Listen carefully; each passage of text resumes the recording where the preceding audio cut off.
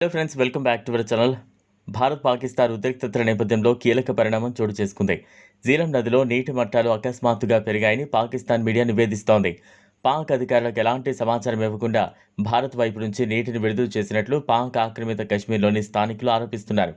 ముజఫరాబాద్ జీలం నీటి మట్టం పెరిగినట్లు చెబుతున్నారు. పీఓకే స్థానిక పరిపాలనా అధికారులు హట్యాన్ బాలాలో నీటి అత్యవసర పరిస్థితిని విధించినట్టు తెలుస్తోంది. మసీదుల ద్వారా స్థానికులకు హెచ్చరించినట్లు అక్కడి మీడియా చెబుతోంది. హట్యాన్ బాలా, ఘరిదుబట్ట, మజ్హోయ్, ముజఫరాబాద్లోని స్థానికులు నీటి మట్టం పెరుగుతున్నట్లు ధృవీకరించారు. జీలం నది వెంబడి నివసించే స్థానికులను సురక్షిత ప్రాంతాలకు తరలించాలని మసీదులో హెచ్చరిక ప్రకటనలు జారీ చేశామని పేర్కొన్నారు. భారత్లోని అనంతనాగ్ నుంచి పీఓకేలోకి ప్రవేశించిన జీలం నది పీఓకేలోకి ప్రవేశిస్తుంది. సింధు నది జలాల ఒప్పందాన్ని భారత్ ఇప్పటికే రద్దు చేసింది. దీనిపై పాక్ ప్రభుత్వం తీవ్రంగా స్పందిస్తోంది. నదీ జలాలను మళ్లించినా అడ్డుకున్నా దీన్ని యుద్ధ చర్యగా భావిస్తామని చెప్పింది.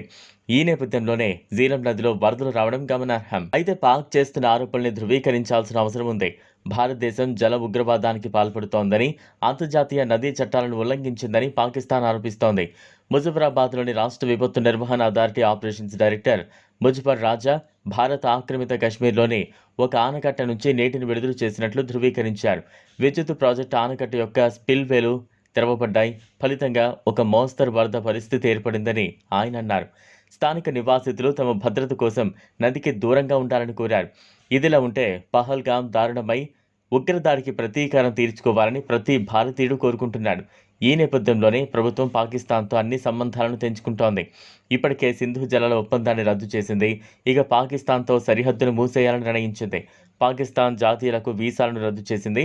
ప్రస్తుతం ఈ నిర్ణయంతో అత్తారి వాఘా సరిహద్దుల్లో రద్దీ నెలకొంది.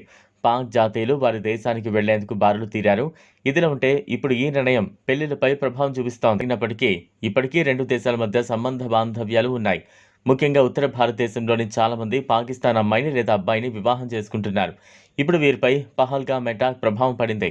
రాజస్థాన్కు చెందిన షైతాన్ సింగ్ 4 ఏళ్ల క్రితం పాకిస్తాన్లోని సింధు ప్రావిన్స్కు చెందిన కేసర్ కన్వర్తో ఎంగేజ్మెంట్ జరిగింది. వరుడి కుటుంబం వీసా కోసం అప్పటి నుంచి ఇబ్బందులు ఎదుర్కొంటోంది. గురువారం ప్రభుత్వం అటారీ సరిహద్దును మూసేయడంతో వివాహానికి మరో అడ్డంకి ఎదురైంది. పెళ్లికి సంబంధించి కొత్త బట్టలు సిద్ధం చేసుకుని పాకిస్తాన్లోని అమర్కోట్లో అమ్మాయి ఇంటికి వెళ్లేందుకు సిద్ధమయ్యాడు. మంగళవారం బార్మర్ జిల్లా నుంచి అట్టారికి బయలుదేరాడు. కానీ వరుడి కుటుంబం అక్కడకు చేరుకునే సమయానికి బుధవారం అటారీ వాఘా సరిహద్దు మూసేయాలని ఆదేశాలు రావడంతో అధికారులు ఎవరిని సరిహద్దు దాటేందుకు అనుమతించట్లేదు. ఈ వీడియో మీకు నచ్చినట్లయితే లైక్ చేయండి, షేర్ చేయండి, ఛానల్ను సబ్స్క్రైబ్ చేసుకోండి. Thanks for watching.